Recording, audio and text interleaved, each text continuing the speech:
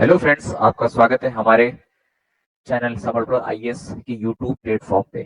और इस YouTube platform के थ्रू हम लोग आपके लेके आ रहे हैं यूपीएससी के लिए कॉम्प्रिहेंसिव करंट अफेयर सॉल्यूशन। हमारे करंट अफेयर्स जो भी रहेंगे वो इस तरह से कवर वीकली बेसिस पे कवर किए जाएंगे और टॉपिक वाइज कवर किए जाएंगे। जैसे आप देख रहे हैं 16 टू 22 नवंबर का ये है। तो कुछ आज कंप्लीट होंगे करंट अफेयर्स जो इस वीक के हैं, और कुछ आपके कल कवर किए जाएंगे। हमारा जो पढ़ाने का तरीका रहेगा वो मेनली मेंस ओरिएंटेड रहेगा, क्योंकि जो मेंस के लिए टॉपिक हैं करंट अफेयर से निकलते हैं वो पढ़ाए जाएंगे। और फिर बाद में आपको करंट अफेयर्स के जो सॉल्यूशन हम लोग दे रहे हैं ये एक नोट्स के फॉर्म में, बुकलेट के फॉर्म में मिल जाएगा। उसके अलावा आपके जो प्रीलिम्स ओरिएंटेड फैक्ट्स होते हैं वो भी हम कवर करेंगे किसी स्पेशल क्लास के थ्रू, ताकि आपके करंट अफेयर्स कवर किए जा सके वहां से सारे प्रीलिम्स का, मेंस के। और नहीं कवर हो पाएंगे तो वो फिर हम लोग आपको बुकलेट के फॉर्म में आपको प्रोवाइड करेंगे। तो चलिए शुरू करते हैं आज का क्लास। हम दो बड़े बड़े टॉपिक, अगर आप न्यूज पढ़ रहे होंगे तो 16 से 22 नवंबर के बीच में दो बड़े बड़े न्यूज हुई हैं। और एक तो न्यूज ऑनगोइंग है, कंटिन्यू है, आज भी चल रही है, हर किसी को मालूम है, रोज न्यूज़पेपर में आती है, ठीक है। और वो है आपकी मणिपुर में जो वायलेंस हो रही है मणिपुर में। और आप रोज न्यूज़पेपर में देख ही रहे होंगे, अगर आप हिंदू इंडियन एक्सेस पढ़ रहे होंगे तो ये खबर आपकी आंखों के नीचे से गई नहीं होगी कि मणिपुर में वायलेंस चल रही है। और ये एक एथनिक वायलेंस है जो कि दो ग्रुप के बीच में चल रही है। तो और ये मैंने जैसे मैंने बोला कि ये नई नहीं है, ये काफी पुरानी है। ये आप एक साल से समझ सकते हैं कि मई 2023 से ये चल रही है, कभी कब थम जाती है और इस समय ये वायलेंस इस समय बहुत ज्यादा बढ़ गई है। कारण क्या रहा कि अभी रिसेंटली आपके अक्टूबर के महीने में वहां पे जो मणिपुर के जो आपका डेमोग्राफी है, ठीक है, जो कि किस तरह से है वो ये है कि वहां पे इम्फाल वैली है, जैसे ये आपका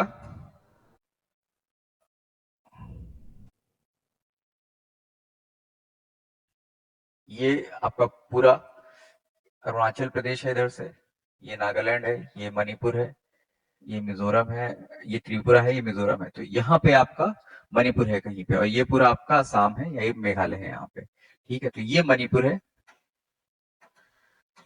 मणिपुर जो है आपको मालूम है इसमें पूर्वांचल हिल्स यहाँ से आते हैं, जो कि हिमालय एक पार्ट है, उस पे लाई करता है। इसका जो ज्योग्राफी है वो हिली है, हिली टेरेन है यहाँ पे। तो यहाँ पे हिली टेरेन के बीच में एक वैली है, इम्फाल। आपने नाम सुना होगा क्योंकि ये मणिपुर की कैपिटल भी है। तो इम्फाल जो है वो टोटल मणिपुर का 10% बाय एरिया है, ठीक है। लेकिन 64% जो पॉपुलेशन है मणिपुर की वो इसी वैली में रहती है। और ये जो पॉपुलेशन है ये मेनली एक एथनिक ग्रुप की है, और उस एथनिक ग्रुप का नाम है मैतेई ग्रुप, ठीक है, या मैतेई पीपल्स उनको बोलते हैं, या मैतेई लोग, ठीक है। तो ये वहां पे रहते हैं। और इस ये आपका मणिपुर है, तो यहाँ पे इम्फाल वैली है, और इसके चारों तरफ जो हिल्स एरियाज हैं वो क्या कहते हैं, वहां पे आपके ये 90% है, जो हिल टेरेन है ये 90% है ऑफ मणिपुर एरियाज, मतलब जो टोटल उसका एरिया है। और यहाँ पे 35% ऑफ पॉपुलेशन रहती है मणिपुर की, जो कि मेनली ट्राइब्स हैं। तो इसमें कई ट्राइब्स रहती हैं। मेन ट्राइब्स जो आपकी यहाँ पे रहती हैं वो है आपकी नॉर्थ में नागाज रहते हैं, ठीक है। फिर कुकीज रहते हैं हिल्स में, आपका जो रहते हैं, हमार रहते हैं। और साउथ में आ जाओ आप, ये मणिपुर है तो इसके साउथ में आपको थोड़े से मीजो भी मिल जाएंगे, मीजो ट्राइब्स भी मिलेंगी, ठीक है, मीजो पीपल भी मिलेंगे। तो इस समय जो एथनिक वायलेंस चल रहा है वो चल रहा है, एक तरफ कुकी, जो और हमार है, और दूसरी तरफ आपके मैतेई पीपल्स हैं, ठीक है, इनके बीच में चल रहा है। तो ये तो आपका थोड़ा सा ज्योग्राफिकल और डेमोग्राफी होगी यहाँ की, कि इसके बीच में क्या चल रहा है, मतलब मणिपुर में क्या चल रहा है, क्या उनकी डेमोग्राफी है, क्या उनकी ज्योग्राफी है, और क्या किस कारण से इस समय उनका कॉन्फ्लिक्ट चल रहा है। तो ये कॉन्फ्लिक्ट शुरू कब हुआ? ये कॉन्फ्लिक्ट शुरू हुआ था, काफी पुराना है, क्योंकि जो मैती पीपल है वो मैंने बोला कि वो वैलीज में रहते हैं, और क्या कहते हैं, वो नॉर्मल पीपल है, उनका रिलीजन हिंदू है, ठीक है। और जो हिल में है वो ट्राइबल्स हैं, तो उनको शेड्यूल ट्राइब का स्टेटस मिला है, और शेड्यूल ट्राइब के जो भी बेनिफिट्स होते हैं वो इनको मिलते हैं। लेकिन मैतेई पीपल का ये कहना था कई सालों से कि हमें भी एसटी स्टेटस दिया जाए, ठीक है। और उनका जो ये कहना था वो इस बात पे डिपेंड करता था, क्योंकि मैतेई पीपल्स जो थे, मणिपुर जो था, मणिपुर की हिस्ट्री जब देखेंगे इंडिपेंडेंस से पहले, तो मणिपुर एक प्रिंसली स्टेट था, और जब उसका इंटीग्रेशन हुआ इंडियन यूनियन में, तो मैती पीपल का कहना था कि हम अपने प्रिंसली स्टेट में इंडिया के इंडिपेंडेंस से पहले as a tribal group recognise किए जाते थे। लेकिन जब इंडिपेंडेंस हुआ तो ये हमसे जो ट्राइबल का स्टेटस था ये छिन गया, जो कि हमारे साथ गलत हुआ। और कॉन्स्टिट्यूशन में हमको कोई भी सेफगार्ड नहीं मिला है अपने कल्चर, अपनी लैंड, अपनी एंसेस्ट्रल लैंड, अपने ट्रेडिशन, कल्चर, लैंग्वेज को बचाने के लिए। तो उनकी ये कहना है कि जो हमारे जो कि हमारी आइडेंटिटी थी, एक ट्राइबल आइडेंटिटी, वो आफ्टर मर्जर विद इंडिया वो लूज कर गए हम, और हमको बदले में कोई भी सेफगार्ड नहीं मिला। लेकिन दूसरी तरफ, तो इसीलिए हमको आज की डेट में एससी स्टेटस दो, ताकि जो एससी स्टेटस से मिलने वाले बेनिफिट्स है, रिजर्वेशन इन जॉब्स वगैरह, वो सब हमको मिलेंगे। लेकिन दूसरी तरफ आप पे कौन है? कुकी जो हमार, ठीक है। तो इन्होंने बोला कि ये अपना केस लेके हाईकोर्ट में गए, मणिपुर हाईकोर्ट में गए, और मणिपुर हाईकोर्ट ने इनको, सरकार को बोला कि मैती पीपल को ट्राइबल स्टेटस दिया जाए, एसटी का स्टेटस दिया जाए, शेड्यूल ट्राइब का स्टेटस दिया जाए। और यहीं से प्रॉब्लम शुरू हो गई, क्योंकि कोकी जो और हमार पीपल थे, वो उन्होंने इस हाईकोर्ट के डिसीजन का प्रोटेस्ट किया, इसका विरोध किया कोर्ट के अंदर भी, और जब कोर्ट ने इसको लागू करने को बोला तो उन्होंने कोर्ट के बाहर भी इसके लिए प्रोटेस्ट किया। और वही प्रोटेस्ट अल्टीमेटली वायलेंस में बदल गया, एथनिक कॉन्फ्लिक्ट में बदल गया, एथनिक वायलेंस में बदल गया, और ये दोनों ग्रुप आपस में आमने सामने आ गए, और आपस में ये लड़ाई शुरू हो गई। यहाँ से ये, उसमें लड़ाई में क्या हुआ कि जो वैली में मैती रहते थे, अगर वैली में थोड़ी बहुत कुकी फैमिलीज रहती थी, तो मैती पीपल ने कुकी फैमिलीज का को मारा, उनका मैसेकर किया। वैसे ही अपोजिट इसका हिल में हुआ, जो हिल एरियाज में मैतीस फैमिली रहती थी, उनका उनको कुकी और जो पीपल ने मारा। फिर वो अल्टीमेटली दोनों के ही मिलिशियाज हैं, दोनों के ही के पास इंसर्जेंट ग्रुप्स थे, दोनों की ही इंसर्जेंट ग्रुप्स, दोनों के पास हथियार हैं। वो अल्टीमेटली जो प्रोटेस्ट था वो एथनिक कॉन्फ्लिक्ट और एथनिक वायलेंस में बदल गया, और वही आज तक चलता आ रहा है।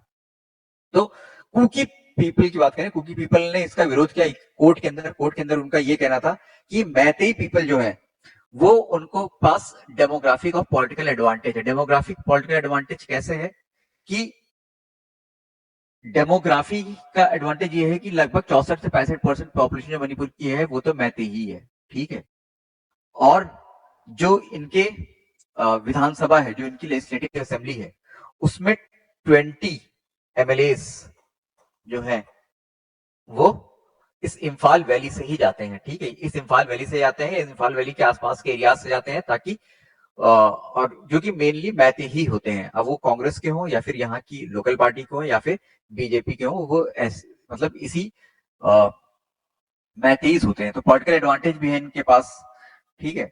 और चूंकि, और उनका कहना था कि ज्यादातर एमपीज, एमएलए विधानसभा में जो जाते हैं, वहां पे भी मैथीज का ही डोमिनेशन है। लोकसभा में भी मैथीज का ही डोमिनेशन है, जो कि मणिपुर से जा रहे हो, वो मैथी ही पीपल जाते हैं मेनली।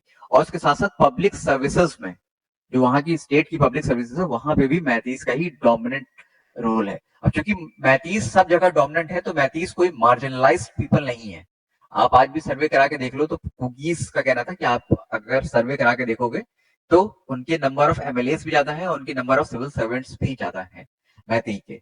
और उन्होंने ये भी बोला कि जब, और पूरे पॉलिटिकल अपैरेटस पे, पूरे एडमिनिस्ट्रेटिव अपैरेटस पे मैतीस का कंट्रोल है, तो वो कोई मार्जिनलाइज कम्युनिटीज नहीं है। और एक बार अगर उनको एससी का स्टेटस दिया जाएगा, तो क्या होगा कि जो सीट रिजर्व थी अभी तक कुकी जो के लिए, वो उस पे अब मैती भी चूंकि एसटी बन जाएंगे, तो फिर मैती भी उस पे अपना हक जमाएंगे या फिर उस सीट्स के लिए, उस जॉब अपॉर्चुनिटीज के लिए वो भी कॉम्पीट करेंगे, पब्लिक एम्प्लॉयमेंट के लिए वो भी कॉम्पीट करेंगे। और चूंकि वो अकेडमिकली बेटर है, क्योंकि वो ज्यादातर एजुकेटेड है, तो वो आपके कुकीज को मार्जिनलाइज कर देंगे। अल्टीमेटली जो कुकीज को सेफगार्ड मिले हैं एसटी रिजर्वेशन के थ्रू, वो खत्म हो जाएंगे या फिर उससे आउट मैथिस पीपल जो है वो आउट कम्पीट कर देंगे कुकीज को। और उनका कहना था कि जब एसटी का स्टेटस मिलता है, ठीक है, जब एसटी का स्टेटस मिलता है तो जो एसटी ट्राइबल लैंड्स होती हैं उनको कोई दूसरी कम्युनिटी के लोग ऑक्यूपाई नहीं कर पाते हैं, ठीक है। तो कुकीज की जो लैंड है हिल हिल्स में, वो कुकीज के पास ही रहती है, उसको मैथी पीपल एक्वायर नहीं कर पाते हैं, मैथी पीपल खरीद नहीं सकते हैं, क्योंकि ट्राइबल लैंड ट्राइबल्स के ही पास रहेगी, ये कॉन्स्टिट्यूशनल प्रोविजंस है, ठीक है। लेकिन जब मैथीज को भी ट्राइबल का स्टेटस मिल जाएगा तो वो इन लैंड्स को खरीद सकते हैं, और अल्टीमेटली क्या होगा, मैथी पीपल हिल में आके रहने लगेंगे और हिल में उनका माइग्रेशन हो जाएगा, और वो कुकीज के पास जो लैंड है वो अल्टीमेटली मैथीज के पास चली जाएगी, क्योंकि मैथीज के पास पैसा भी है। तो वो अपनी कल्चर से भी हाथ धोएंगे, अपने जॉब अपॉर्चुनिटी से भी हाथ धोएंगे और अपनी लैंड से भी हाथ धोएंगे। उनका ये भी कहना था कि मैथीज जो है वो कोई मार्जिनलाइज्ड एज सच नहीं है, क्योंकि मैथीज जो है वो कौन सी लैंग्वेज बोलते हैं, वो मणिपुरी बोलते हैं, और मणिपुरी लैंग्वेज जो है वो इंडिया के इंडियन कॉन्स्टिट्यूशन के 8th शेड्यूल में एक लैंग्वेज है, one of the scheduled language है इंडिया के कॉन्स्टिट्यूशन में। तो और उनका ये साथ में ये भी कहना था कि ये जो मैथी पीपल रिजर्वेशन मांग रहे हैं, एसटी ट्राइबल स्टेटस के दम पे स्टेटस रिजर्वेशन मांग रहे हैं, वो उनको ऑलरेडी मिलता है, क्योंकि मैथीज में कुछ ग्रुप्स ऐसे हैं जिनको एससी के रूप में, शेड्यूल कास्ट के रूप में कैटेगराइज किया गया है, और कुछ ऐसे हैं जिनको ओबीसी अदर बैकवर्ड क्लासेस के रूप में कैटेगराइज किया गया है। तो जो नॉर्मल एससी या ओबीसी का स्टेटस है वो तो मैथीज को मिल ही रहा है, उनको एससी एसटी के स्टेटस की क्या जरूरत है। तो ये चीज क्या कहते हैं, जो कुकीज जो और हमार ग्रुप थे, इनका ये ऑब्जेक्शन था। लेकिन अल्टीमेटली हाई कोर्ट ने, मणिपुर हाई कोर्ट ने ये पास किया कि इनको मैथीज पीपल को एसटी का स्टेटस दिया जाए। तो एससी स्टेटस जब देने की बात आई तो कुकीज ने प्रोटेस्ट शुरू किया। कुकीज का स्टूडेंट यूनियन है, उन्होंने इम्फाल वैली में प्रोटेस्ट शुरू किया, और प्रोटेस्ट शुरू होने के बाद जो कुकीज थे और मैथीज थे ये आपस में भिड़ गए, कई जगह वायलेंट भिड़ंत हुई। कई मैथीज ग्रुप ने क्या किया कि पुलिस स्टेशन में जो आर्मरीज होती है, जो वेपन्स होते हैं, उनको लूट लिया और वो आर्म्ड हो गए, मतलब उनके पास आर्म्स आ गए। और कुकीज के पास भी इंसर्जेंट ग्रुप्स थे, जो कि कुकीज होमलैंड पहले से ही डिमांड कर रहे थे, तो वो जो इंसर्जेंट ग्रुप्स थे वो भी आर्म्ड थे। तो दोनों के बीच में लड़ाइयां झड़पें चालू हो गई और दोनों एक दूसरे को मारने लगे, और ये वायलेंस 2023 से चल रही थी, कंट्रोल में नहीं आ रही थी। अभी लेटेस्ट ऐसा क्या हुआ कि मतलब इसको मतलब कुछ थम गई थी, लेकिन लेटेस्ट ऐसा क्या हुआ कि फिर से उभर गई। मैंने आपको मणिपुर का एक ऐसी थोड़ा नॉर्मल रफ हैंड मैप बना के दिया है, तो यहीं पे ही आपके एक डिस्ट्रिक्ट है जिसका नाम है जिरीबाम, ठीक है। अभी रिसेंटली क्या हुआ कि यहाँ पे एक रिलीफ कैंप था, जो कि मैथीज पीपल का रिलीफ कैंप था, जो कि मैथीज हिल, क्योंकि ये पूरा हिल है, ठीक है, ये इम्फाल वैली है बीच में, ठीक है, ये पूरा हिल एरिया है। तो जब मैथीज पीपल पे अटैक हुआ होगा तो वो लोग अपना घर छोड़ के रिलीफ कैंप में रहने लगे होंगे, और रिलीफ कैंप कहाँ पे था, सीआरपीएफ का जो कैंप था, सीआरपीएफ का जो कैंप था उसके बगल में ही मैथीज पीपल का रिलीफ कैंप भी था। लेकिन क्या हुआ कि कुछ मैथी ग्रुप्स ने एक हमार वुमेन को ऐसा बोला जाता है कि उसका रेप किया और जिंदा जला दिया। बदले में क्या किया, जो इनके कुकीज और हमार पीपल के जो इंसर्जेंट्स थे, उन्होंने इस सीआरपीएफ कैंप के ऊपर हमला किया। बदले में सीआरपीएफ ने भी 10 मिलिटेंट्स को मार गिराया, लेकिन जब वो हमला कर रहे थे तो वो अपने साथ बगल में जो रिलीफ कैंप था उस पर अटैक किया, और उसके वहां से एक 6 लोगों को, पूरी एक मैथी फैमिली के 6 लोगों को किडनैप करके ले गए।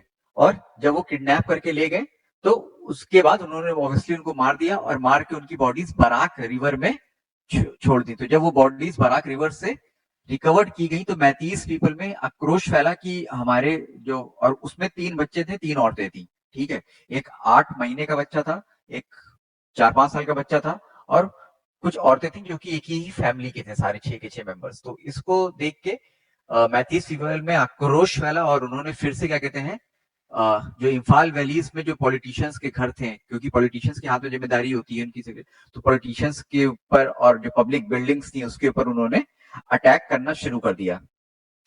उन्होंने अटैक किया और मतलब फिर वॉयलेंस और फिर से फैलने लगी। तो बदले में सरकार ने क्या किया, जो कि आप देख ही रहे हो, सरकार ने और ज्यादा पुलिस फोर्स और ज्यादा सीआरपीएफ को लगाया वहां पे, और ज्यादा आर्मी की कंपनीज भेजी, ठीक है, वायलेंस को कंट्रोल करने के लिए। तो ये उनका मीन्स था। साथ साथ सरकार ने एक और कदम उठाया। एक लॉ होता है arm forces special powers act, इसको क्या कहते हैं, इंप्लीमेंट कर दिया, इसको री इम्पोज कर दिया। कहां पे, मणिपुर के 6 पुलिस स्टेशन एरियाज में इनको री इम्पोज कर दिया, जो कि इम्फाल वैलीज में लाई करते थे। और जहां से आपसा लास्ट ईयर क्या कहते हैं विड्रॉ किया लिया गया था, लेकिन अब इस वॉयलेंस को देखते हुए एक बार फिर से उसको री इम्पोज कर दिया गया, क्योंकि इम्फाल वैली के अंदर जब अटैक्स और आर्सन और लूट आजगनी के मामले चल रहे थे, तो काफी पॉलिटिशियन, जैसे मैं बोला, पॉलिटिशियंस एमएलए के घर पे हमले हुए, तो उसकी वजह से आपसा इम्पोज कर दिया गया। अब आपसा के बारे में थोड़ी सी हम लोग बात कर लेते हैं, और आपसा का थोड़ी सी हिस्ट्री जान लेते हैं, या फिर आपसा को हम लोग थोड़ा सा जो इसके एक्ट है उसके प्रोविजंस के बारे में जान लेते हैं। तो आपसा का जो एक्ट है ये नॉर्थ ईस्ट में कई सालों से लगाया गया है, ठीक है। ये 1950s में इसको लाया गया था, इनैक्ट किया गया था पार्लियामेंट के द्वारा। और ये आपके जो जम्मू कश्मीर है उसमें भी लगा है, ठीक है।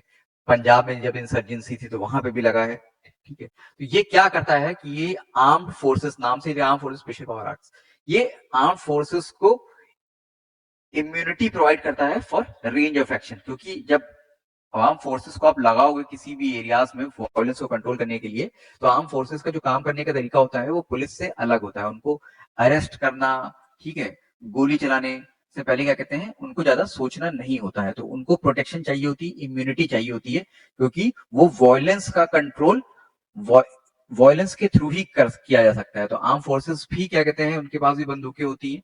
तो अब क्योंकि आप वो किसी के ऊपर पकड़ेंगे, किसी को अरेस्ट करेंगे, या किसी के ऊपर फायरिंग करेंगे, और उस फायरिंग में कोई मर जाए, तो पुलिस क्या होता है, पुलिस अगर ऐसा करती है तो पुलिस पर्सनल के ऊपर केस चल सकता है, लेकिन मिलिट्री पर्सनल या आर्म फोर्स के पर्सनल के ऊपर भी चल सकता है। लेकिन अगर ये एक्ट लगा हो किसी एरिया में, ठीक है, और उसके बाद क्या कहते हैं आर्म फोर्सेस अपने कुछ एक्शंस ले, तो उनको इम्यूनिटी मिलती है। मतलब उनको इम्यूनिटी मिलेगी, उनको बचाव मिलेगा इस एक्ट के थ्रू। तो जैसे कि इसमें क्या होता है, ये मिलिट्री को अलाउ करती है कि वो फायर कर सकती है किसी भी मिसक्रिएंट्स के ऊपर, और इवन उनकी फायर से किसी की डेथ भी हो सकती है, ठीक है, अगर कोई आदमी लॉ को ब्रेक कर रहा हो या फिर आर्म अम्यूनिशन कैरी कर रहा हो। और ये भी पावर देता है कि वो किसी भी इंडिविजुअल को अरेस्ट कर सकते हैं, किसी भी प्रेमिसेस, किसी घर वगैरह को सर्च कर सकते हैं विदाउट वारंट्स, ठीक है, केवल इस बेसिस पे कि उनको रीजनेबल सस्पिशन है कि वो जगह पे क्या कहते हैं इलीगली यूज हो रहा है, या फिर वॉयलेंस के लिए यूज हो रहा है, या फिर मिसक्रिएंट उसको छिपने या हाइड करने के लिए, या फिर बाकी चीजों के लिए, इलीगल एक्टिविटीज के लिए यूज कर रहे हैं, ठीक है। तो मतलब उनको कोई वारंट नहीं चाहिए किसी भी सस्पिशियस पर्सन को अरेस्ट करने के लिए, वो सिंपली अरेस्ट कर लेते हैं, ठीक है। और उनके अगेंस्ट में, उनकी एक्शन के अगेंस्ट में आप कोर्ट नहीं जा सकते, कोई लीगल प्रोसीडिंग नहीं कर सकते हो जब तक कि गवर्नमेंट प्रायर अप्रूवल न दे दे। सेंट्रल गवर्नमेंट प्रायर अप्रूवल न दे दे कि आप, हाँ, हमारी तरफ से अप्रूवल है कि मिलिट्री पर्सनल ने गलत किया, अब इनके ऊपर कोर्ट में आप मुकदमा चला सकते हो। लेकिन जब तक सेंट्रल वो नहीं देता है, तब तक आप लीगल प्रोसीडिंग्स नहीं कर सकते। कोई भी आदमी उनके अगेंस्ट में कोर्ट नहीं जा सकता है, लीगल प्रोसीडिंग्स को इनिशिएट नहीं कर सकता है। तो आपसा लगाता कौन है किसी एरिया में, किसी स्टेट में, या फिर किसी स्टेट के पार्ट में, या तो सेंटर लगाएगा या फिर गवर्नर लगाएगा, ठीक है। और वो तब लगाता है जब आपसा के ही अंडर में एक आर्टिकल सेक्शन 3 होता है। इस एक्ट के सेक्शन 3 के अंडर में आप उस एरिया इज डिक्लेयर्ड डिस्टर्ब, फिर उसके बाद आपसा आप लगा सकते हो फुल फोर्स के साथ। और आपसा जो है वो मिलिट्री पर्सनल को, आर्म फोर्सेस को ये इम्यूनिटी प्रोवाइड करेगी। अब आर्म फोर्सेस में आपकी आर्मी भी रहेगी, आपकी सेंट्रल रिजर्व पुलिस फोर्स भी रहेंगे, इस समय मणिपुर में आसाम राइफल भी है तो वो भी रहेंगे, और इवन स्टेट पुलिस के ऊपर भी क्या कहते हैं ये, उनको भी इसका फायदा, ये स्पेशल फोर्सेस स्पेशल पावर्स मिलेंगी, ठीक है। खासकर मिलिट्री के लिए होता है, पुलिस वगैरह के लिए नहीं होता है, ठीक है। लेकिन जो भी और जो कि पैरामिलिट्री है उनके लिए भी यूज में आएगा। तो आपसा की एक खास हिस्ट्री रही है मणिपुर में। ये मैप है, ठीक है, वो जो मैं बात कर रहा था कि इम्फाल वैली यहाँ पे है और जिरीबाम यहाँ पे है, ठीक है। बाकी अलग डिस्ट्रिक्ट्स हैं यहाँ पे। आफ्सा की हिस्ट्री रही है कि 1858 में 1850s में क्या चल रहा था, नागा इंसर्जेंसी चल रही थी। नागा एक ग्रुप है, नागा जैसे मैंने बोला कि मणिपुर में नागाज रहते हैं, लेकिन नागाज जो नागालैंड वाले हैं वहां पे नागा इंसर्जेंसी चल रही थी, और जहां जहां जिस एरिया में नागाज रहते हैं वहां पे इंसर्जेंसी चल रही थी, क्योंकि वो लोग एक सेपरेट कंट्री डिमांड कर रहे थे, अपने इंडिया से अलग एक सेपरेट कंट्री को वो लोग डिमांड कर रहे थे। तो नागा डोमिनेटेड 3 डिस्ट्रिक्ट, सेनापति सेनापति तमेंगलांग और उखरुल। ठीक है, ये थोड़ी नॉर्थ में है इसके, सेनापति तमेंगलांग और उखरुल। यहाँ पे आफ्सा लगा था किसको कंट्रोल करने के लिए, नागा नेशनलिस्ट काउंसिल। ठीक है, नागा नेशनलिस्ट काउंसिल, ये एक इंसर्जेंट ग्रुप था जो कि नागाज इंडिपेंडेंस के लिए फाइट कर रहा था। तो इनको कंट्रोल करने के लिए 1958 में 3 डिस्ट्रिक्ट्स में, जिनका नाम था सेनापति, उखरुल और तमेंगलोंग में आफ्सा लगा था। फिर ये कुकी जोमी डोमिनेटेड डिस्ट्रिक्ट, जिनको कुकी जो बोलते हैं, कुकी जो डोमिनेटेड डिस्ट्रिक्ट्स थी, चूरा चंद्रपुर, वहां पे 1960s में ये लगा था, क्योंकि उस समय ये डिस्ट्रिक्ट्स जो थी वो वहां पे मीजो, जो मिजोरम है वहां का जो एथनिक ग्रुप है, मीजो इंसर्जेंट ग्रुप्स के अंडर में आता था, क्योंकि वहां पे मीजो कम्युनिटी भी रहती है, मैंने भी बोला। तो चूरा चंद्रपुर में मीजो जो इंसर्जेंसी चल रही थी उनका डोमिनेंस था चूरा चंद्रपुर में। तो 1960s में उनको कंट्रोल करने के लिए ये चूरा चंद्रपुर में लगा, और बाद में 1979 में ये पूरे स्टेट में लागू कर दिया गया, क्योंकि जो मैती की हम लोग बात कर रहे थे, मैती जो डोमिनेटेड इम्फाल वैली थी, वहां पे भी एक आर्म इंसर्जेंसी शुरू हो गई, और मैतीज भी अपने लिए एक सेपरेट स्टेट या सेपरेट रीजन मांगने लगे। ठीक है, तो उन्होंने भी एक आर्म इंसर्जेंसी शुरू कर दी थी। तो 1979 में ये पूरे 1979 में ये पूरे स्टेट में लग गया। और क्योंकि ये जो special forces, special arm forces special power act है, ये काफी कंट्रोवर्शियल रहा है। ठीक है, क्योंकि इसमें कई एलिगेशंस लगे हैं आर्म फोर्सेस के ऊपर कि उन्होंने जरूरत से ज्यादा फोर्स का यूज किया है, एक्सेसिव फोर्स का यूज किया है कई एरियाज में, और निर्दोष लोगों को मारा है। तो ये जो मतलब कंट्रोवर्शियल एक्ट रहा है, ये कंट्रोवर्सी जहां जहां पे एक्ट लगा है सब जगह रही है। ठीक है, जम्मू एंड कश्मीर में भी रही है, पंजाब में भी रही है, नॉर्थ ईस्ट में भी रही है ये। ठीक है, तो ये इसके ऊपर कंट्रोवर्शियल रहा है। इसको इसके अंडर क्या कहते हैं, आर्म फोर्सेस के ऊपर कई एलिगेशन लगे हैं कि वो जरूरत से ज्यादा फोर्स का यूज करते हैं यहाँ। तो और एक बहुत ही फेमस एक्टिविस्ट रही हैं। ठीक है, अब ये देख लीजिए, ये मैती पीपल्स होते हैं, ये उनका ट्रेडिशनल अटायर है, वो इस तरह के होते हैं, और ये कुकीज पीपल होते हैं, ये इनका ट्रेडिशनल अटायर है, वो इस तरह के होते हैं। ठीक है, तो एक एक्टिविस्ट रही है, मणिपुरी एक्टिविस्ट आयरोंग शर्मिला। इन्होंने 2000 में एक 16 ईयर का हंगर स्ट्राइक, ये फास्ट शुरू किया था, किसके लिए, कि special forces arm force special power act को हटा दिया जाए, जिसको अफसा बोलते हैं, उसको हटाया जाए मणिपुर से। तो इसके लिए इन्होंने 16 ईयर्स का एक हंगर स्ट्राइक शुरू किया था। तो जिनकी जो इन्होंने कुछ नहीं खाया 16 साल तक, इनकी जो फीडिंग होती थी वो इनके नाक के थ्रू होती थी, मतलब इनके नाक के थ्रू जो लिक्विड डाला जाता था वही, उसी से ही ये फीड करती थी ये।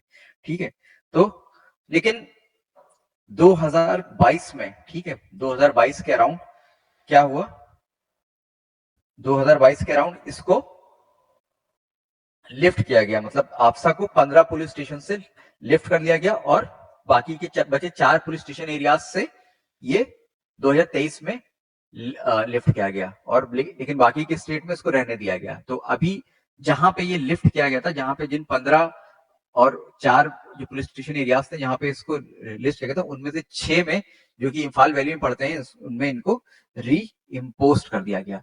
अब आप ये बात है कि क्या आफ्सा लगाने से मतलब सॉल्यूशन मिल जाएगा, जो मिलिट्री फोर्स में जो मिलिट्री जो फोर्स होती है, आर्म फोर्सेस के दम पे क्या वहां पे पीस एस्टैब्लिश की जा सकती है? अब ये काफी कंट्रोवर्शियल इशू रहा है कि मतलब, क्योंकि जो इशू है वो पॉलिटिकल है। ठीक है, तो उसके लिए सरकार को पॉलिटिकल, जिसमें केंद्र सरकार और राज्य सरकार, स्टेट गवर्नमेंट, सेंट्रल गवर्नमेंट, दोनों को ही अपनी पॉलिटिकल विल डिमॉन्स्ट्रेट करनी पड़ेगी, जो कि कहीं ना कहीं आज तक देखा गया है कि लैकिंग है, कि मतलब सेंट्रल गवर्नमेंट भी नहीं कंट्रोल कर पा रही है और स्टेट गवर्नमेंट भी कंट्रोल नहीं कर पा रही है। ठीक है, आर्म फोर्सेस लगा रहे हैं, लेकिन आर्म फोर्सेस की डिमांड रहती है कि इनको स्पेशल पावर्स दी जाए, जो कि ये एक्ट देता है, ताकि वो अपना काम सही से कर सके। अगर वो मतलब तभी वो इंसर्जेंट्स ग्रुप को दबा पाएंगे, तभी उनको वो मतलब कंट्रोल कर पाएंगे जब उनको इस तरह की इम्यूनिटी मिले। अगर इम्यूनिटी नहीं मिलेगी तो वो कोर्ट कचहरी में फंस के रह जाएंगे और फिर वो वायलेंस को कंट्रोल नहीं कर पाएंगे। तो arm forces special power act तो इंसर्जेंट ग्रुप्स को कंट्रोल करने के लिए, लेकिन यहाँ पे प्रॉब्लम पॉलिटिकल है। तो पॉलिटिकल जो प्रॉब्लम है उसको सॉल्व करने के लिए पॉलिटिकल विल की भी जरूरत है, जो कि कहीं ना कहीं कम दिखाई पड़ रही है कि मतलब खासकर राज्य सरकार या स्टेट गवर्नमेंट की तरफ से। अभी आपने इस पूरे उसमें ये भी देखा सुना होगा कि जो रूलिंग कोलिशन है, ठीक है, बीजेपी और उसमें एक और पार्टी थी एनपीपी, ठीक है, तो एनपीपी ने अपना इस वायलेंस की वजह से, क्योंकि स्टेट गवर्नमेंट कंट्रोल नहीं कर पा रही है, अपना जो सपोर्ट था उसको विड्रॉ कर लिया है। और कई जगह से इस चीज की भी मांग उठ रही है कि आपका यहाँ पे आर्टिकल, मणिपुर में आर्टिकल 356 को लगाया जाए। आर्टिकल 356 आपको मालूम होगा कि प्रेसिडेंट रूल लगाया जाए और स्टेट गवर्नमेंट को बर्खास्त कर दिया जाए, क्योंकि स्टेट गवर्नमेंट कंट्रोल नहीं कर पा रही है वायलेंस को। तो ये जो पूरा है ये आपका मणिपुर के बारे में रहा, और special arm forces special powers act के बारे में भी था। तो ये आपके एग्जाम पॉइंट ऑफ व्यू से ये इंपॉर्टेंट न्यूज रहेगी, ठीक है। तो इसके ऊपर आगे कुछ होता है तो उसके ऊपर भी आप नजर रखिएगा, हम इसको आगे भी फॉलो अप करेंगे। जैसे भी क्या कहते हैं कुछ इसमें नई डेवलपमेंट्स होती है तो उसको फॉलो अप किया जाएगा।